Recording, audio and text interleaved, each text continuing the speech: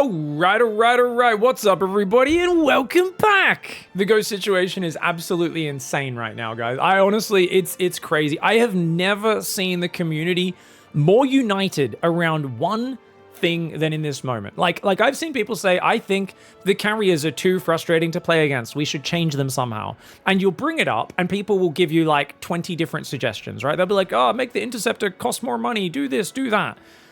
Guess what's happening at the moment? The other day, I brought up the ghost. I was like, yeah, it does seem like it's a bit too ubiquitous. It kind of does a bit of everything. You know, it is pretty strong, even though I've been a big staunch defender of it in the past, because it's just not that good for low skill players. Like myself, my ghosts, outside of TVP, where they do smash stuff, my ghosts tend to get killed. They tend to get hit by Banelings, get hit by Ultras. They don't land their snipes. I clump them up and they get killed. They just don't go that well for me. But I asked my chat, I was like, yeah, what should we change? And I was saying, I think we should lower the hit points or maybe the damage of the ghost so it's more of a caster rather than also a decent tanking and fighting unit. And 35 people all at once in my chat said 3 supply. The ghost needs to be 3 supply. Pig, the ghost needs to be 3 supply. If the balance council does anything other than 3 supply, they're idiots. I've never seen such a united response. Now, I don't know if there's been a community movement around this. Maybe someone did a video suggesting this and it just has gone a bit viral.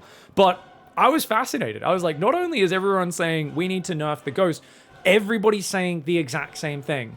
Now, even after this, there was a few staunch defenders, a few people who were saying, come on, the ghost is not that good. Even this game where Clem absolutely mauled Serral, he had a better start than him. He was just macroing well. Serral was in the military, not playing his A game, and this map's really good for Turtle Terran. And then everybody got absolutely wrecked by something happening that is completely historic. I have never seen this happen before. That's friggin' crazy. Clem, the world champion, who is literally the guy who makes the ghost look more broken than everyone else. He is like Maru when he builds ghosts, sits behind a wall of planetaries and camps for 45 minutes, right? Clem goes on the map with his ghosts and just mauls people in every matchup. Clem will have 3 squads of Bio Ghost against Protoss, stutter stepping perfectly and just killing them in every situation, never getting hit by a Disruptor, never getting hit by a Storm. Against Zerg, he'll be pushing on the map on Site Delta, a wide open map where ghosts aren't meant to be good, and he'll just use Biomine Ghost with stutter step, spreads, snipes perfectly, and more people. And this guy, who's just won a world champion with this unit as his literal specialty unit, tweets this. Concerning the new StarCraft 2 patch, I think the energy overcharge is super cool and the TVP matchup is going in the right direction. Now Protoss needs help defending early game pushes, and Ghosts still need a nerf in both matchups. After playing on the new maps a little bit, I had good first impressions. I'm excited for some change. Now, this is like the most David Kim smiling positive response ever, first of all, which I love this, but it's crazy. A lot of people, one of the big reasons I was saying I don't know if we want to nerf the ghost too hard is I was like, I don't want to see Clem, the guy who makes the ghost look super broken, I don't want to just nerf him because he won a world championship. Like, we do this too much in StarCraft where, like, we can't have someone who's just that much better than everybody else. And whilst I've been open to changes a little bit, I've also been very cautious and kicking back against people who are like, no, nerf it to the ground, take the ghost out of the game, get rid of it, you know. After seeing this, not only me, but I think anyone left who is defending the ghost is like, I guess this is happening. You can't have the community shouting so cohesively for this and the world champion Terran player say, yeah, nerf my favorite unit, and not do it. Like this, it seems to have come to a head. This is inevitable.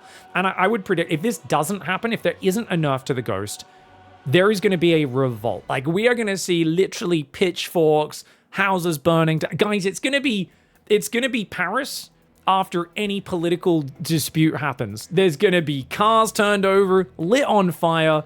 The StarCraft community, rather than being like in Australia when something happens with the government that we don't like, we go, oh, that's crap. And we kind of don't do much about it.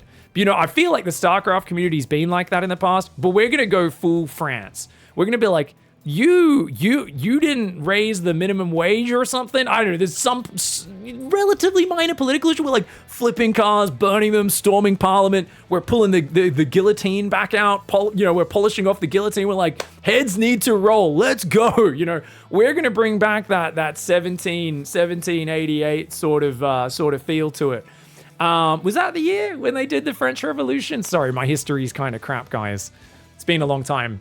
All right, guys, as a quick aside, I wanted to bring up this match because the only time where we've ever had a world champion or a very high-level player call for nerfs to themselves was probably Rogue.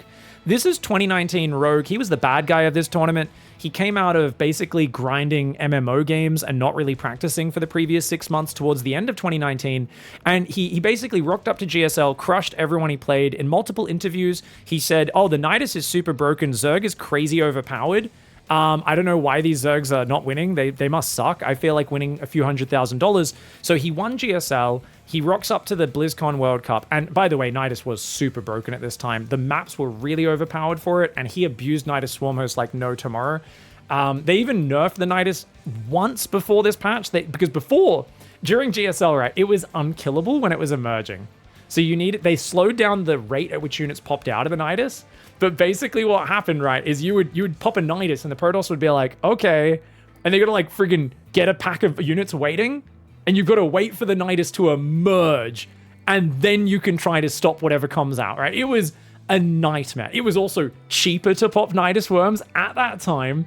Not only was it cheaper to pop Niduses, the maps had multiple pocket bases where you'd think, oh, a pocket base, that's a base that's safe behind your base or out to the side and it's blocked by a ledge. That's really safe. Not when your opponent makes Nidus Swarmhost every single game and is like, I have a mechanic that ignores map terrain. So the map terrain, what it does is it actually protects my Nidus from you getting your army out to stop it. So Rogue was abusing this mechanic. He won a GSL off it in 2019, and then he goes up to BlizzCon, and I remember messaging admins, messaging people in charge of Blizzard Esports a few weeks before this tournament. This is 2019 BlizzCon, and I was like, guys, we cannot be playing a world championship on this map pool. This map pool is the most broken map pool for Nidus I've ever seen in my life. The Nidus is still too powerful even after the nerf. It's just crazy. We can't do this. And they're like, it's too late. It's locked in. We can't change it now. And I was like, if you ask the pro gamers, they will all agree to nerf this. Even Rogue will agree. Like please, like this is not good for the game.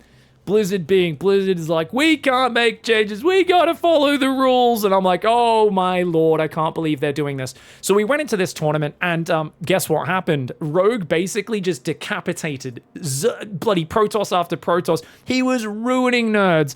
And it was in this series here where Classic got the stadium standing up, cheering, because he made the impossible happen.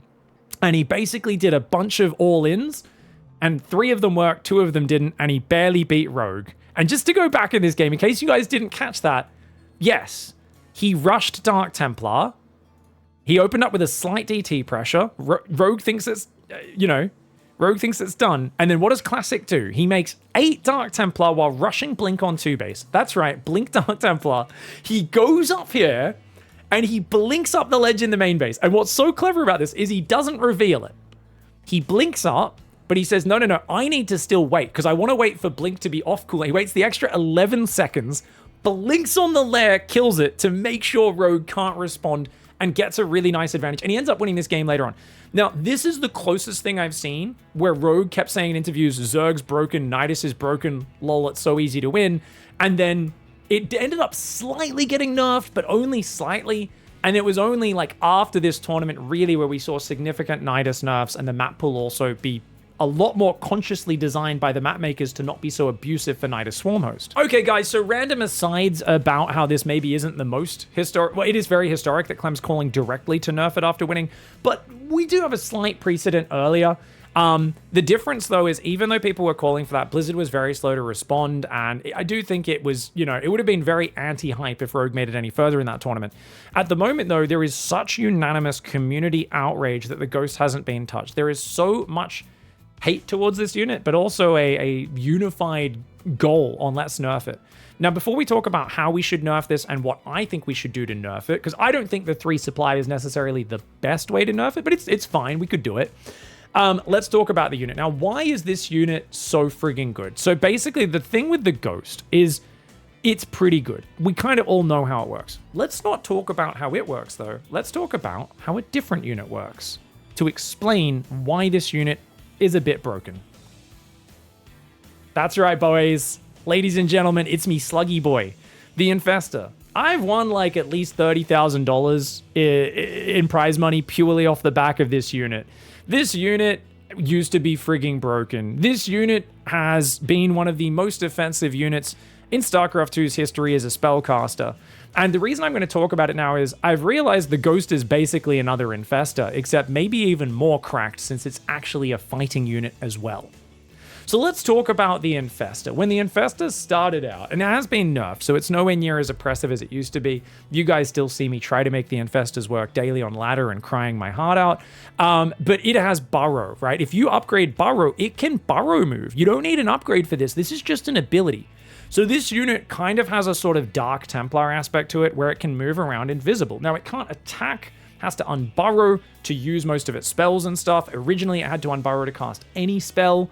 Though you can neural units from underground now is a change they made at some point. But essentially, like, okay, cool, you got like a free kind of, not only are you a spellcaster, but you've got this very cool kind of sneaky ability combined with it for free. Okay, cool. Neuroparasite. Now, Neuroparasite is an ability that can take control of an enemy unit, doesn't have the greatest range, it's very unreliable. It is what I would call a kind of niche battle ability. It's a battle ability that can be game-changing, or it can fall flat. Like we've seen games where Raynor steals a whole bunch of Immortal Archon and wrecks Showtime's army, right? We've also seen games where he tries to do that and 2 Disruptor shots land and all the infestors get popped or a couple feedbacks go down and they just don't do anything. So the Neuroparasite is, it's decent. I would say it's a decent kind of side combat ability. It's not a reliable ability like Storm or anything like that. It's a decent spell, and it's a bonus ability. And this is how RTS spellcasters are meant to work. You're meant to have one good combat ability, in this case Fungal Growth, and a few side abilities. Now, Fungal is an ability which we're going to talk about in a second. First of all, let's talk about the ability which has been now replaced by Microbial Shroud, the Infested Terran. The Infested Terran was one of the most ridiculous abilities of all time. And it's not on its own it was ridiculous. It's the fact that you gave the ability to spawn 8 Stim Marines. That's right, guys. Yes, it takes 5 seconds to hatch, but it has 70 health, so it's tankier than a Marine. It had the same damage as a Marine with Stim. I believe it also had more range. Like, it's crazy. A 50 life, lasts for 21 seconds, has a range. For a 2-supply unit, at max energy, you could spawn an entire Stim medevac of Marines. Not only that, you could go invisible into their base and then spawn this unit.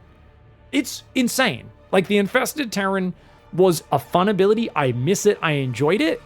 But it was a very, very good ability. It was a great combat utility ability that was a bit too good both in direct battles, just throw a bunch of Marines, or for harassment. When you combine that with the fact that they already had 2 good combat spells, Fungal, which was God tier, and Neural, which was, like I said, decent, and you start to see where the problem is. Also, oh, wait a second, you can go into their base underground invisible, right? So it was very, very, very good, right? The Infested Terran was kind of crazy. Now, Fungal is the biggest problem, right? Fungal was an ability which people didn't really figure out how to use in the early days. So what was wrong with Fungal is it only did 30 damage, right? And they were like, well, no one's using it. We need to make it better. So what they did is they made it do 36 damage in Wings of Liberty. So from 30 to 36, not that big a change. Okay, fair enough. Add 20%. No, and plus 12 versus armored. So they took it to 48 damage versus armored units for Fungal. Keep in mind, this is the old Fungal. It was instant cast. There was no projectile. You move into range, you throw your Fungal, units are immediately hit, so there's no dodging the Fungal, and it would not slow by 75% like the modern one. It would completely root them in place. So you would do it was a massive damage ability that was a complete disable, that was undodgeable. You couldn't micro against it. And yes, you could pop this unit up from behind your opponent with burrow move and throw it on their army by surprise. Or you could mind control their big units, or you could throw a whole medevac of units into your opponent's base or a fight for 2 supply. I think you can start to see why this unit is too powerful. Now, let's talk about a unit which I think is a little bit more reasonable, the High Templar, which I would say follows the general rules. This is the High Templar from StarCraft 1 of RTS design, which is we're going to have a unit, a spellcaster that's kind of doesn't have an attack. It's slow. It's kind of derpy, similar to the Infestor. We have this super crazy, awesome attack spell, right? You've got this amazing combat spell. And then what are your other abilities? You have Hallucination, which is super niche, right? It's this super niche little bonus ability. And then you have Summon Archon. Okay, we can kind of like turn this into a fighting unit, but not instantly. So essentially, it's basically a Stormer with like some extra bonus abilities. And that's how normally spellcasters work in RTS. The problem with the Infestor is it's like, I disable, I do damage, I mind control, I move invisible underground, and I spawn 8 Marines whenever I want to. Keep in mind, at one point, they also made the Infested Terran do crazy anti-air damage. They gave it a rocket versus anti-air with like 8 range or something. So late game was literally, you'd just spawn like 70 Infested Terrans. And if the Protoss didn't get the heck out of there, those carriers were getting one shot. It was hilarious and insane. So I really feel like the Infestor, it's my favorite unit historically because I got to mess people up. Like, you think the Infestor's useless in Zerg vs. Zerg? Guys, in Wings of Liberty, we used to defend Roach All-Ins with like 6 Infestors and nothing else. Like, I have killed so many units with Wings of Liberty Fungals in my life. I've done so many Infested Terrans in Mineral Lines. You know, I never even used Neural for the first many years because the other 2 spells were so reliable. Now, my favorite thing is it took them forever to reel back those damage changes. But not just that, guys. They also made the Infestor at some point in like 2017.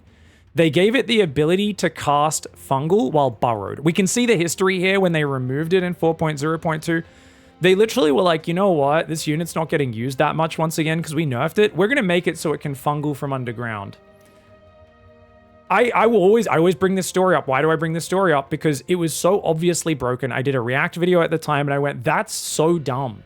That's the, like, I play Zerg more than the other races. This is so dumb. I'm going to win so many games. And I went out and do you guys know how many people called me an idiot? Do you know how many people were like, Pig, you're so dumb. Infestors are trash. I went to a Lasers stream. He said Infestors still aren't good. Everyone was like, Infestors aren't good. And I was like, you're wrong. You're all wrong. You're all stupid. The pro gamers you're listening to are stuck in their habits and their ways, and they will learn.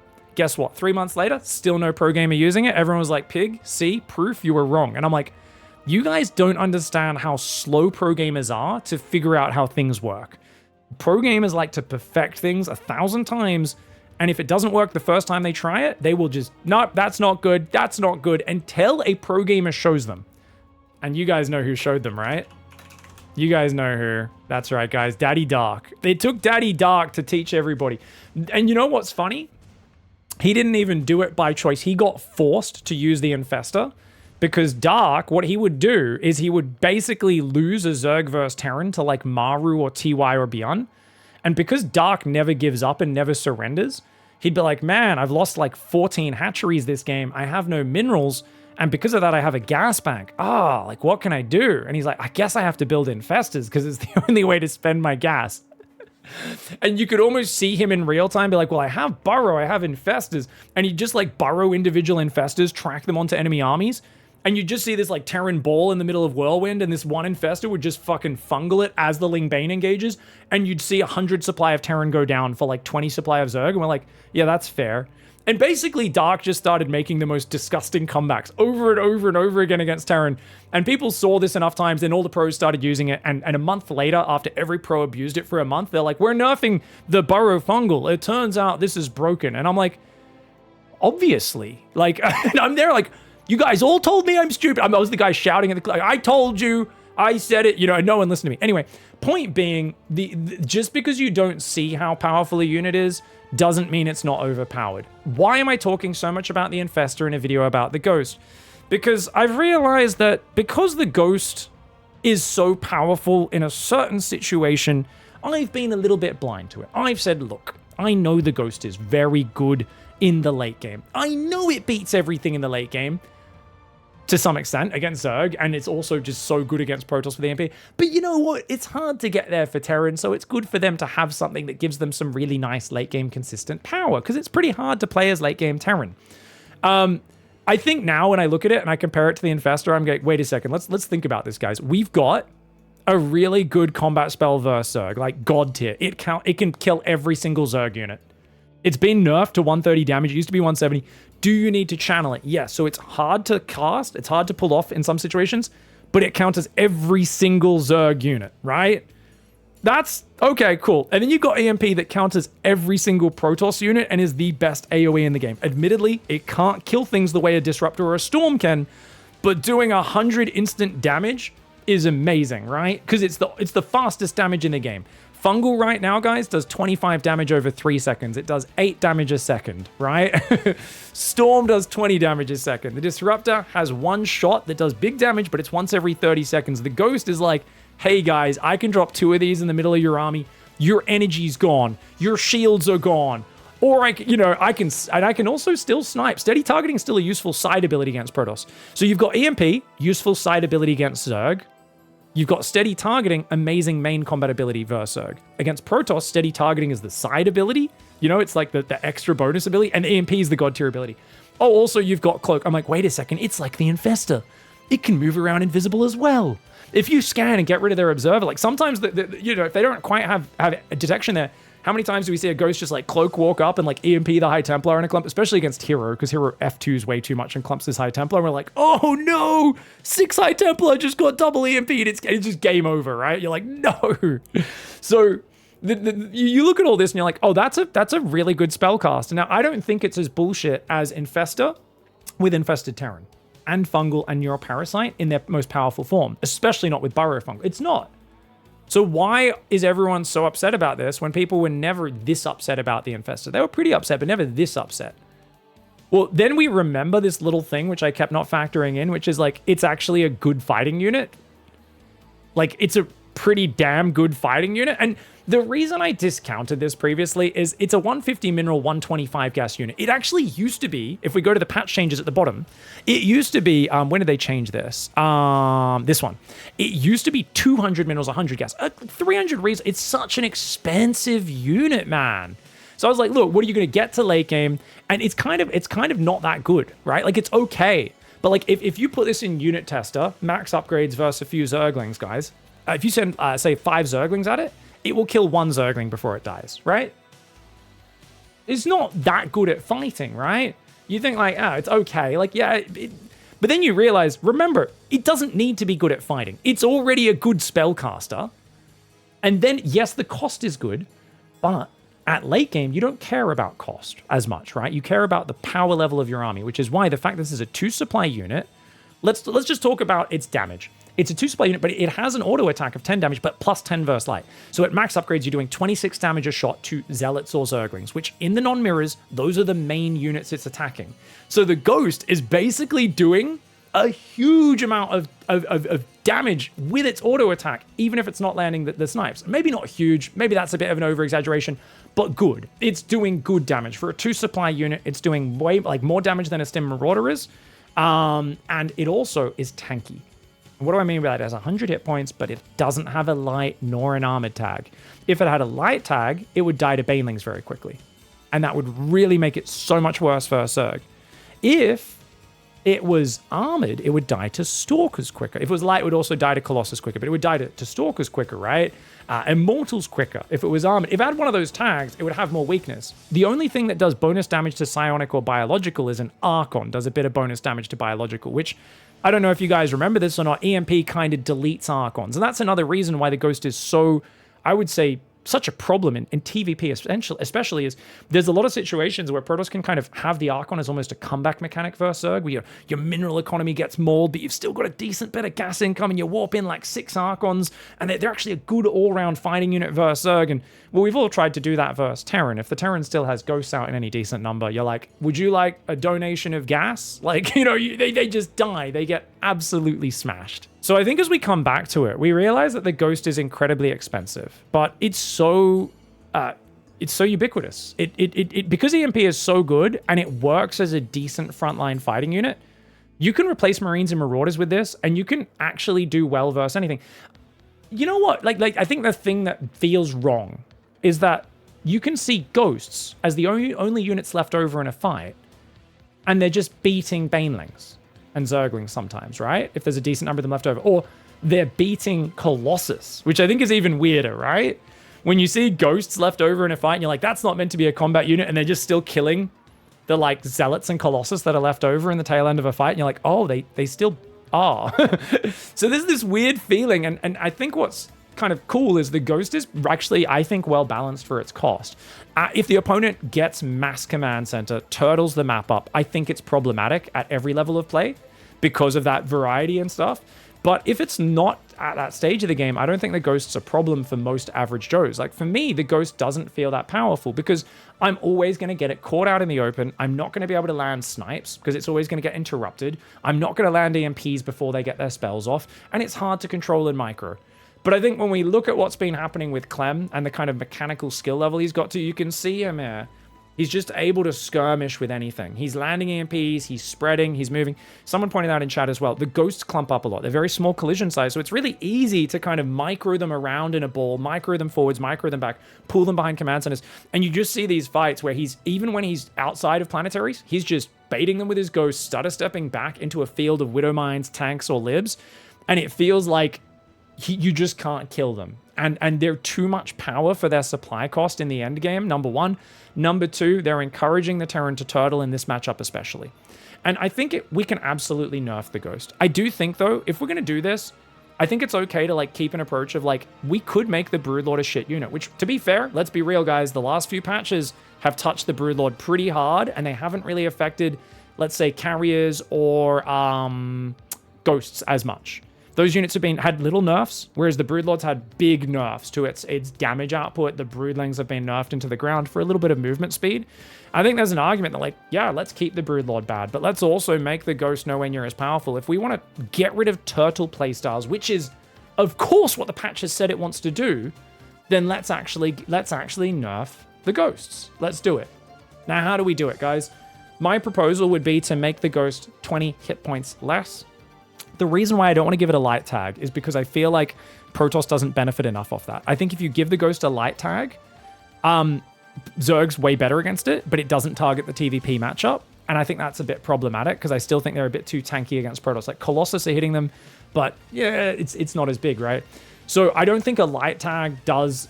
You want to hit both matchups. Even Clem's called for both matchups. I don't think that'd be good. But if you knock 20 hit points off the Ghost, it's a flat kind of tanking nerf in both matchups. So that's what I initially thought.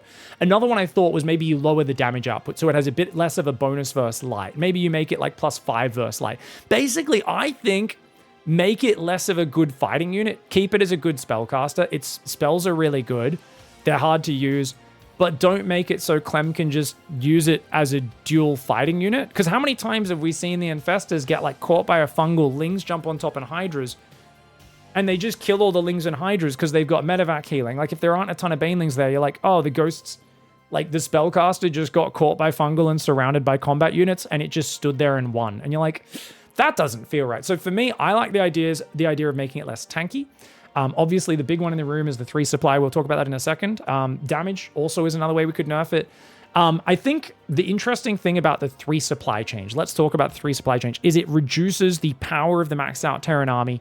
It incentivizes Terran not to mass them, but to use them as more of a spellcaster. So it does target massing Ghosts especially. Like, if in this situation, he's got 23 Ghost guys, you're not going to have 23 Ghosts. That's 23 more supply you'd be using on it. He'd be at like 15 Ghosts, right? 15, 16 Ghosts. So I think this is kind of cool. I think, you know, like, at first I was like, man, 3 supply feels kind of weird. But I'm like, you know what? I mean, it is such a decent, well-rounded unit. It will, of course, hurt Terran supply in the mid stages as well, and all this sort of stuff. But it's just going to be one of those things where, you know, I'm okay with it. Like, at first I thought it's not the most elegant. I think, like, make it a bit less tanky, make it a bit less of a good fighting unit. But I think if you make it cost 3 supply, it's such a huge supply nerf that you can kind of just leave the Ghost as exactly the same unit, but it's just more investment to get. And what's nice about that is if you're playing against Ghosts, you see a Ghost, you know exactly what a Ghost is. You know how to counter it, you know how strong it is. The only difference is the investment to get it, and your maxed out army is weaker. So I'm personally down with it. I think that's what's going to happen. And the reason why I think the supply change is going to happen is, like I said at the start of the video, I have never seen the community more united around a single idea than right now.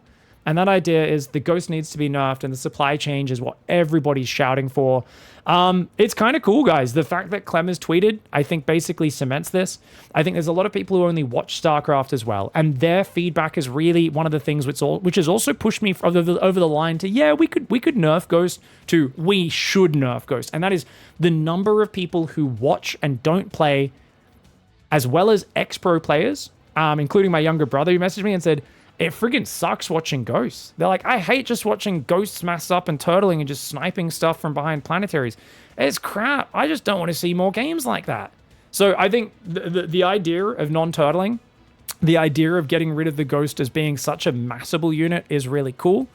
But I do think we need to be prepared for the fact that this is a very big change to these styles. And as a result, what does it nerf? It nerfs turtle late game TVZ. So we need to make sure we keep an eye on balance and make TVZ a matchup where Terran can win with those 2 and 3 base timings like they used to. Whether that's a map design thing or it's changing some balance here or there, maybe the queen change helps with that, right? Queens are a bit more expensive. Maybe it's easier to actually kill and pressure and harass Zerg now. And maybe we need to push that change even more. Make hatcheries cheaper at 250 minerals. So make them a step cheaper and make the queens even more expensive at 200 minerals. And maybe, I was saying the spore crawler change is way too big. Maybe we keep the spore crawler change. Maybe we keep it so spores are really good anti-air, but it's just so unaffordable to get more queens that you do this. So these are some of the thoughts that are running through my head. As you can tell, they're all not very well formed out. But I really like the idea of when the community's worked up, angry, and motivated to make big changes, I think now's the time to really aggressively target this goal of let's try to limit and nerf turtling styles and really encourage players to play super duper active play styles as we watch that disgusting fight there. Well played. GG, well played. All right, guys, so thank you very much for watching. If you guys have any thoughts in the comments, let me know about your balance changes. And I hope this gave you a little history of some overpowered units, different times people have called for their overpowered thing to get nerfed with Rogue, but also how the Infestor was clearly broken at multiple stages in StarCraft, and it took people a long time to figure it out. Hopefully shed some light on the fact that the Ghost has been in this state for a really long time, but in 2024, players are better at turtling than they've ever been. Their macro is insane, and Clem's ability to multitask is so much better. Clem could have done the same things we've seen here with the Ghost in 2021, but he was an F2 addict. And as a result, we saw him often with the same setup he has in these games, but he would F2 his army, get out of position, get his Ghost caught by Banelings and Infestors. And since he's removed that habit, Clem has really shown us that the limit and the skill you can get to with Ghost is actually just insane. And the fact that he's called for it to be nerfed, honestly, I'm really admire that. It's kind of ballsy. We'll see if he regrets it a few months down the line. Thanks for watching, everybody. Look forward to chatting you into the comments, and we'll see you next time. Goodbye and good night.